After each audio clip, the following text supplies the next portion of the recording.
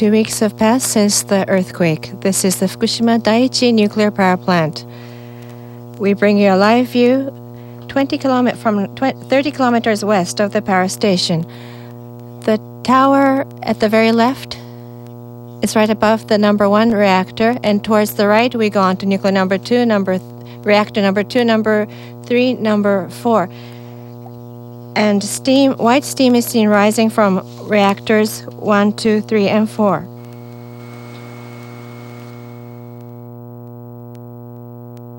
Good morning. This is NHK Ohio Nippon for Friday, March the 25th. The very grave situation continues at TEPCO's Fukushima Daiichi nuclear power plant.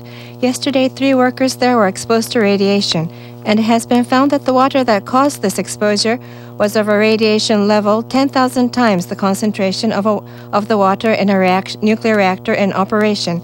TEPCO says that it believes that nuclear fuel was damaged, causing radioactive substances to leak out. A nuclear industry safety agency official says that the workers were working in the basement of the turbine building, and they were exposed to radiation. The 3 workers were working in the turbine building of the number 3 reactor. In the basement, they were laying out cables.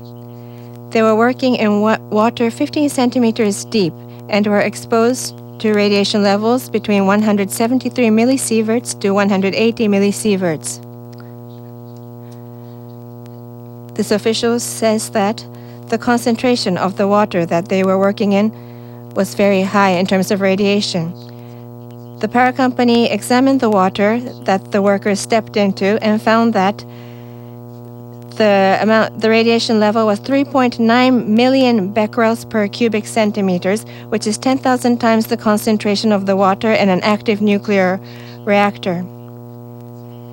They found per 1 cubic centimeter of water 2.2 million becquerels of cesium-144 and 1.2 million becquerels of radioactive iodine-131.